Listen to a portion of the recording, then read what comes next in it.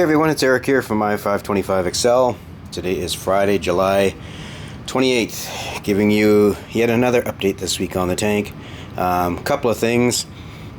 On the 525XL, I managed to get my hands in and place my bird's nest back up on the rock. All the pumps are off right now because I've got the glue setting for that large colony, and then also this piece that broke off that I just put onto a frag plug. So I'm just going to let that set properly and cure before I turn on the pumps. Hopefully that stays up.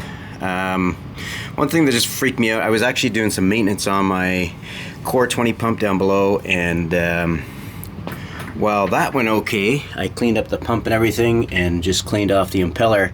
I had a bucket of fresh water sitting there, and when I started work on the coral, I put the coral in the bucket of fresh water, so I'm hoping I did not do a lot of damage there. It wasn't in there for like an hour. It was probably 5 minutes maybe. But as soon as I realized it, I pulled it out, placed it back in the tank. So I don't know if it's 2 shocks that are going to damage this thing, but I don't know. A little late now. I'll have to see how it goes. I couldn't believe I did that. What a stupid thing to do. I have no idea why I thought that was a bucket of tank water, but anyway, we'll see what happens. A little disappointed in myself on that one. I think the next thing I'm going to tackle is fragging that big chunk of Acropora up top there. It looks great, but the mushrooms underneath are starting to tick me off. I don't know how to pull them off. If you guys know how to pull those things off, please let me know. I've tried picking at them and poking at them, and they're on there pretty good. But they are now touching, so I don't want the Acropora to die. The mushrooms grow like mushrooms, so I'm really itching to trim those back. So everything else is okay. Just pulled that Florida Riccardia back out of the corner, put it back down here in the middle, so we'll see where that goes. I got an empty frag plug there. I don't know where that came from. I'll have to clean that up. But everything else is pretty cool here. So that Acropora there, just right in front of that fox face, or to the right of it now, it's called a rum cake something or other. It's really not growing at all. I moved it 3 times. Maybe that's the problem, but I've had it for quite a while. I've had it for the same amount of time as the Space Invader and the Creamsicle. I think that guy came after. But anyway, it's not doing anything, but it's not dead either. So I don't know. I've had that issue before. I'm just gonna let it sit there and see how it goes. The other update I had for today is on the Seahorse tank. So I've put all the sand now that I had in the bag. But you notice I've got an Eheim pump back there, which I don't know where to place yet because of the size of the tank and the built-in I guess reservoir in the back. But I've hooked up the UV sterilizer that I mentioned I was going to do. Also put in a smaller glass cleaner in there, because the one I have on the 525 is just too big. So got one of those, but I gotta get a different sponge. That's not working well. So I put on the UV sterilizer. As I mentioned, I wanted to keep the tank pretty pristine for these guys. I don't know. I found the UV sterilizer extremely effective on my larger tank, so I got an 8-watt. I'll post the picture here. I just hooked it up today with that Eheim pump.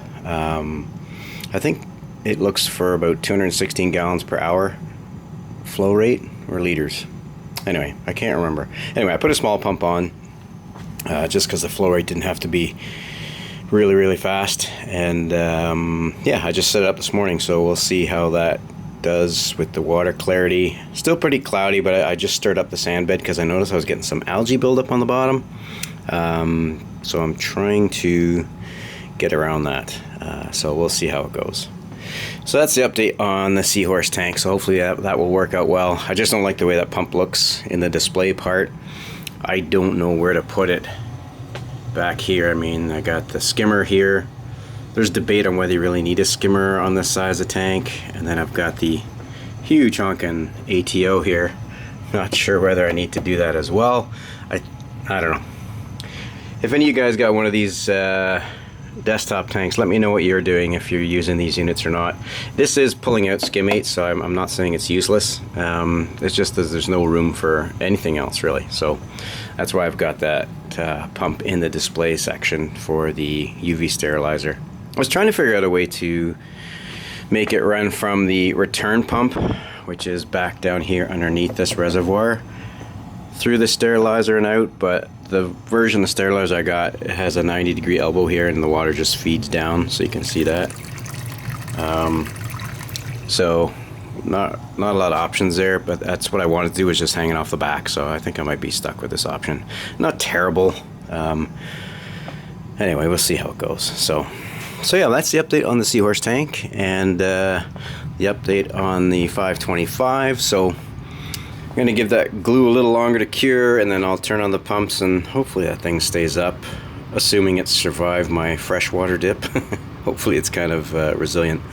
And then, yeah, again, please let me know if any of you folks have suggestions on moving those green hairy tip mushrooms. They're spreading like crazy, and I knew they would. I just don't want them interfering with the corals themselves. So even my rock flower is getting pretty close to the pistachio acropora there. So we'll have to see how that goes. So anyway, all right folks, that's it for me for today. Hope you have a safe and happy weekend, and until we talk again, happy reefing.